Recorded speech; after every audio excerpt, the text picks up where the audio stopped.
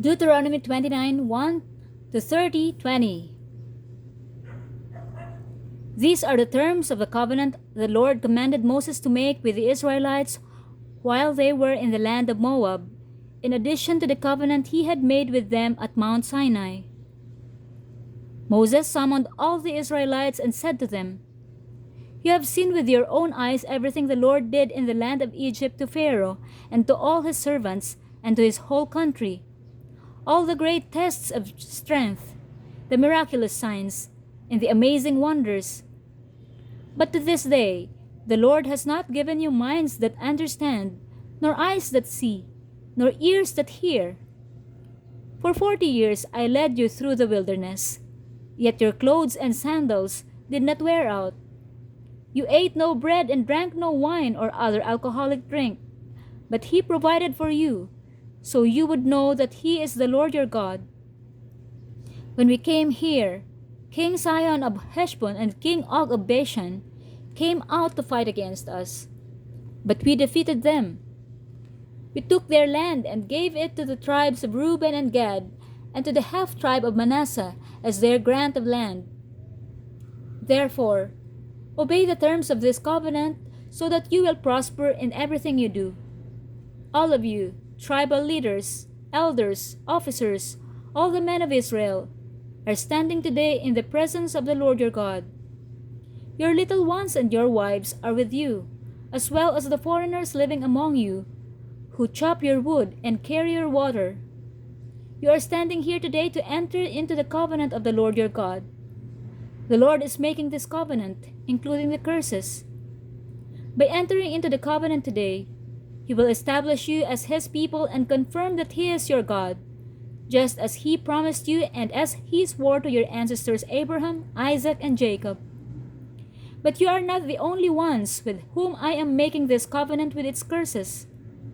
I am making this covenant both with you who stand here today in the presence of the Lord our God, and also with the future generations who are not standing here today.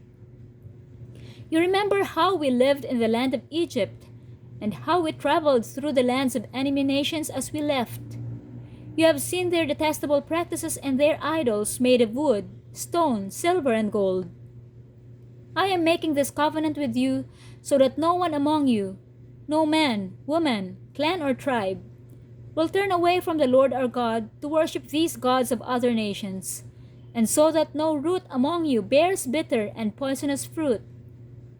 Those who hear the warnings of this curse should not congratulate themselves, thinking, "I am safe, even though I am following the desires of my own stubborn heart."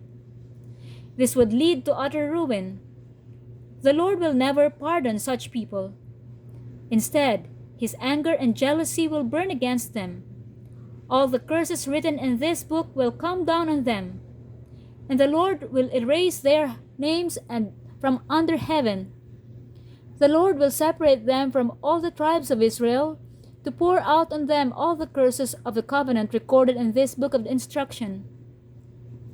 Then the generations to come, both your own descendants and the foreigners who come from distant lands, will see the devastation of the land and the diseases the Lord inflicts on it.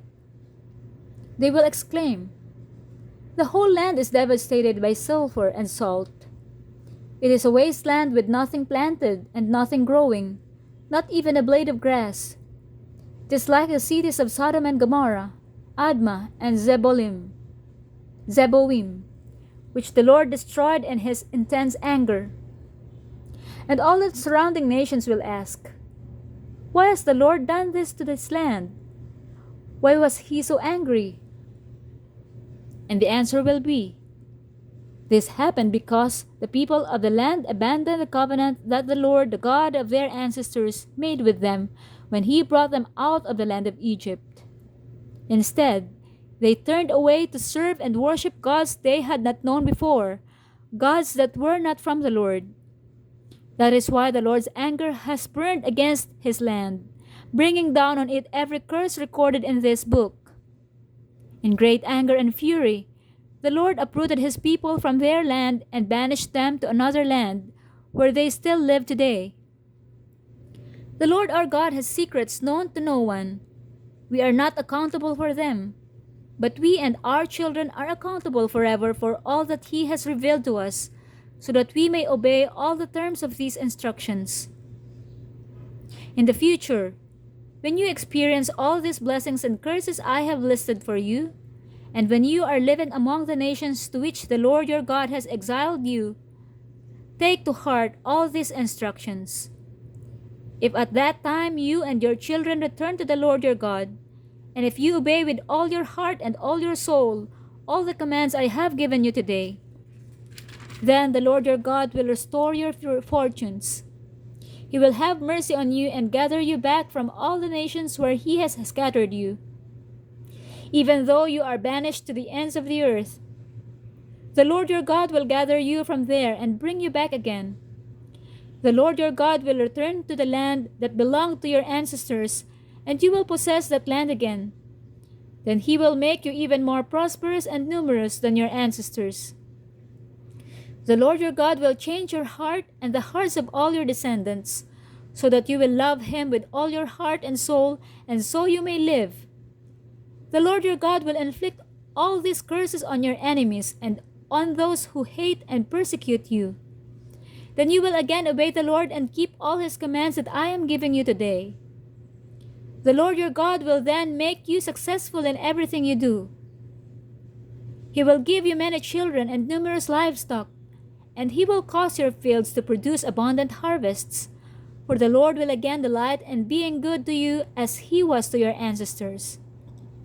The Lord your God will delight in you if you obey His voice and keep the commands and decrees written in this book of instruction, and if you turn to the Lord your God with all your heart and soul. This command I am giving you today is not too difficult for you, and it is not beyond your reach. It is not kept in heaven, so distant that you must ask, who will go up to heaven and bring it down so we can hear it and obey?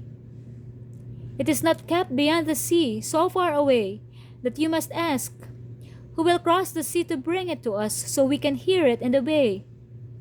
No, the message is very close at hand. It is on your lips and in your heart, so that you can obey it. Now listen. Today I am giving you a choice between life and death, between prosperity and disaster. For I command you this day to love the Lord your God and to keep His commands, decrees, and regulations by walking in His ways. If you do this, you will live and multiply, and the Lord your God will bless you and the land you are about to enter and occupy. But if your heart turns away and you refuse to listen, and if you are drawn away to serve and worship other gods, then I warn you now that you will certainly be destroyed. You will not live a long, good life in the land you are crossing the Jordan to occupy. Today I have given you the choice between life and death, between blessings and curses. Now I call on heaven and earth to witness the choice you make. Oh, that you would choose life, so that you and your descendants might live. You can make this choice by loving the Lord your God, obeying Him, and committing yourself firmly to Him. This is the key to your life, and if you love and obey the Lord, you will live long in the land the Lord swore to give your ancestors Abraham, Isaac, and Jacob. Luke 11:37 to 12:7. As Jesus was speaking, one of the Pharisees invited Him home for a meal. So He went in and took His place at the table.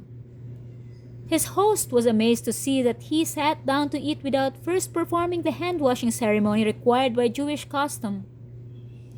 Then the Lord said to him, "You Pharisees are so careful to clean the outside of the cup and the dish, but inside you are filthy, full of greed and wickedness. Fools! Didn't God make the inside as well as the outside? So clean the inside by giving gifts to the poor, and you will be clean all over. What sorrow awaits you, Pharisees! For you are careful to tithe even the tiniest income from your herb gardens, but you ignore justice and the love of God. You should tithe, yes, but do not neglect the more important things. What sorrow awaits you, Pharisees! For you love to sit in the seats of honor in the synagogues and receive respectful greetings as you walk in the marketplaces. Yes, what sorrow awaits you! For you are like hidden graves in a field. People walk over them without knowing the corruption they are stepping on. Teacher, said an expert in religious law, you have insulted us too, in what you just said. Yes, said Jesus, what sorrow also awaits you, experts in religious law. For you crush people with unbearable religious demands, and you never lift a finger to ease the burden. What sorrow awaits you? For you build monuments for the prophets your own ancestors killed long ago. But in fact, you stand as witnesses who agree with what your ancestors did. They killed the prophets, and you join in their crime by building the monuments. This is what God is in His wisdom said about you. I will send prophets and apostles to them, but they will kill some and persecute the others. As a result, this generation will be held responsible for the murder of all God's prophets from the creation of the world, from the murder of Abel to the murder of Zechariah, who was killed between the altar and the sanctuary. Yes, it will certainly be charged against this generation. What sorrow awaits you, experts in religious law! For you remove the key to knowledge from the people. You don't enter the kingdom yourselves, and you prevent others from entering. As Jesus was leaving, the teachers of religious law and the Pharisees became hostile and tried to provoke him with many questions. They wanted to trap him into saying something they could use against him. Meanwhile, the crowds grew until thousands were milling about and stepping on each other. Jesus turned first to his disciples and warned them, beware of the yeast of the Pharisees, their hypocrisy. The time is coming when everything that is covered up will be revealed, and all that is secret will be made known to all. Whatever you have said in the dark will be heard in the light, and what you have whispered behind closed doors will be shouted from the housetops for all to hear. Dear friends, don't be afraid of those who want to kill your body. They cannot do any more to you after that. But I'll tell you whom to fear. Fear God, who has the power to kill you and then throw you into hell. Yes, He's the one to fear. What is the price of 5 sparrows? 2 copper coins? Yet, God does not forget a single one of them. And the very hairs on your head are all numbered. So don't be afraid. You are more valuable to God than a whole flock of sparrows.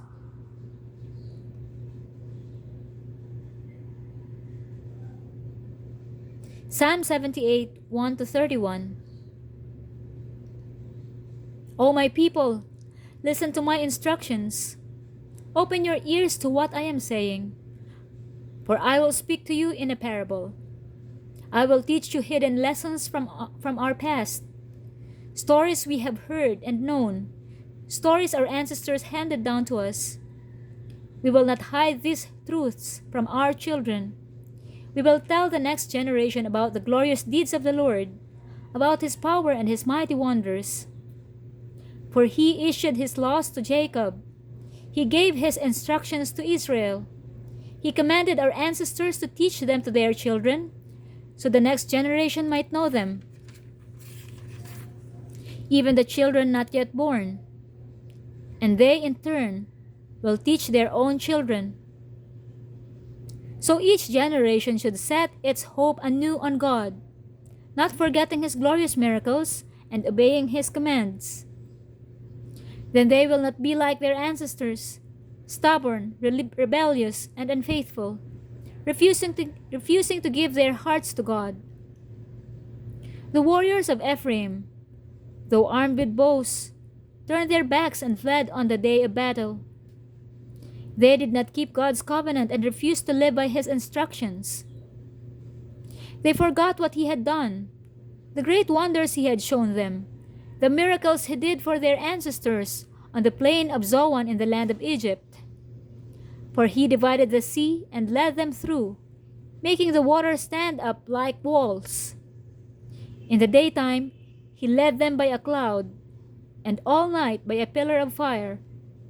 He split open the rocks in the wilderness to give them water, as from a gushing spring. He made streams pour from the rock, making the waters flow down like a river. Yet they kept on sinning against Him, rebelling against the Most High in the desert. They stubbornly tested God in their hearts, demanding the foods they craved. They even spoke against God Himself, saying, God can't give us food in the wilderness. Yes, He can strike a rock so water gushes out, but He can't give His people bread and meat. When the Lord heard them, He was furious. The fire of His wrath burned against Jacob. Yes, His anger rose against Israel, for they did not believe God or trust Him to care for them. But He commanded the skies to open. He opened the doors of heaven. He rained down manna for them to eat. He gave them bread from heaven. They ate the food of angels. God gave them all they could hold. He released the east wind in the heavens and guided the south wind by His mighty power. He rained down meat as thick as dust, birds as plentiful as the sand on the seashore. He caused the birds to fall within their camp and all around their tents. The people ate their fill. He gave them what they craved. But before they satisfied their craving, while the meat was yet in their mouths, the anger of God rose against them, and He killed their strongest men. He struck down the finest of Israel's young men. Proverbs 12:19-20. Truthful words stand the test of time, but lies are soon exposed. Deceit fills hearts that are plotting evil. Joy fills hearts that are planning peace.